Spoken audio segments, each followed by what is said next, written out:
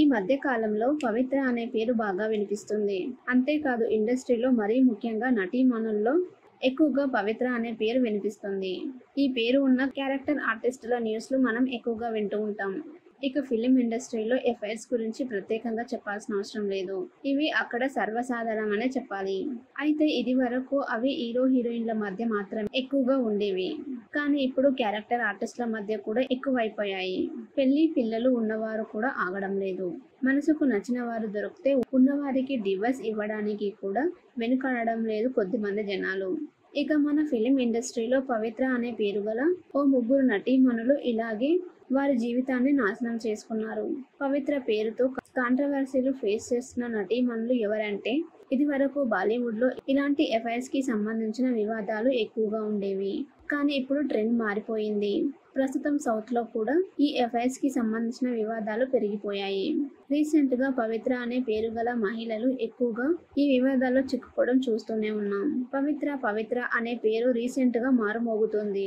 పవిత్ర లోకేష్ ఈ పేరు వినగానే నరేష్ తో 4వ పెళ్లి వ్యవహారం గుర్తుకు వస్తుంది. గత 3 ఏళ్లుగా ఈ వివాదం సోషల్ మీడియా జనాలను ఎంటర్టైన్ చేసిందనే చెప్పుకోవాలి. సెన్సేషన్ క్రియేట్ చేసిన ఈ ఇష్యూపై సినిమా రావటం మరో విచిత్రం.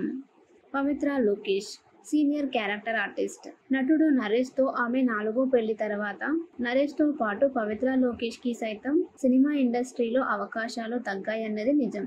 ఇక రీసెంట్ గా యాక్సిడెంట్ లో చనిపోయిన సీరియల్ నటి పవిత్ర జయరాం ఇదే విధంగా పెద్ద వివాదాలు చెలరేగాయి. ఆమెకు పెళ్ళై 2 పిల్లలు కూడా ఉన్నారు. అయినా సరే చందు అనే మరో నటుడితో ప్రేమ, అతడికి కూడా పెళ్ళై 2 పిల్లలు ఉన్నారు. వీరి బంధం పబ్లిక్ గానే నడిచింది.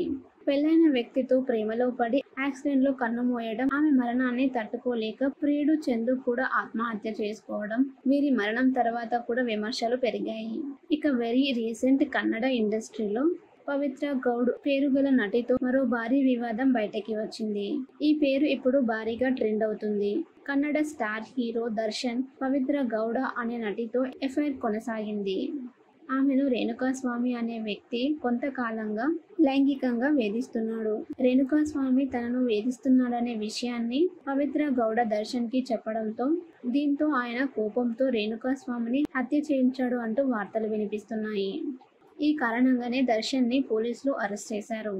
ఇందులో నిజానిజాలు ఏంటి అనేది తెలవలేదు. కానీ స్టార్ హీరో దర్శన్ మాత్రం ప్రస్తుతం జైల్లోనే ఉన్నాడు. అది కూడా పవిత్ర గౌడ వల్లనే. ఇక్కడ విషయం ఏదైనా 2 పాయింట్లు కామన్ గానే వినిపిస్తున్నాయి. అదే పవిత్ర అనే పేరు, ఎఫ్ఐఆర్ అనే వివాదం.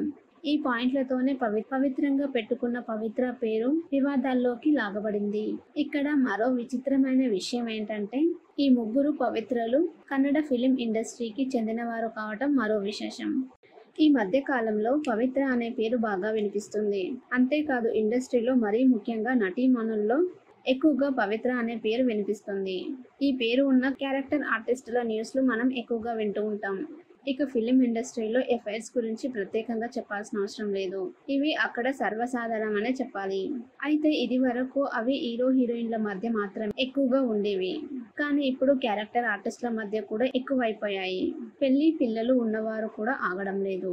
మనసుకు నచ్చిన వారు దొరికితే ఉన్నవారికి డివోర్స్ ఇవ్వడానికి కూడా వెనుకాడడం లేదు కొద్దిమంది జనాలు.